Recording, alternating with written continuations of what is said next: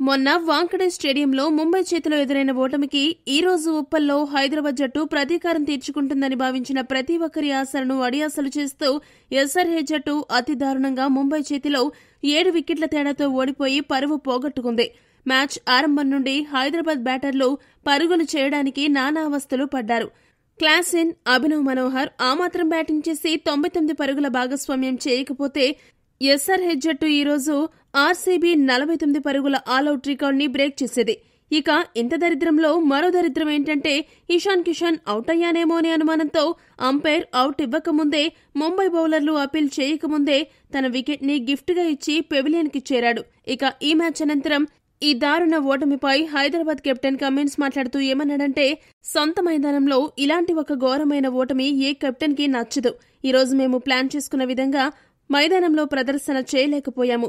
Power ప్లేలోనే 4 వికెట్లు కోల్పోవడం మమ్మల్ని దారుణంగా దెబ్బతీస్తుంది. ఇక ఇషాన్ కిషన్ అలా అవుట్ అయ్యి వచ్చి ఉండాల్సింది కాదు.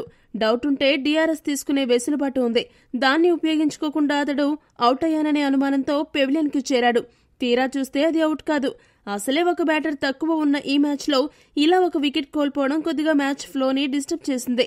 అది ఒక్కటే కాదు, మ్యాచ్లో క్లాసెన్, అభినవ్ మనోహర్ మినహా ఎవరి నుండి పరుగులు రాలేదు. మేము బ్యాటింగే బలంగా బరిలోకి దిగాము. అయితే దాన్ని సక్సెస్ఫుల్ గా ఎగ్జిక్యూట్ చేయలేకపోయాము.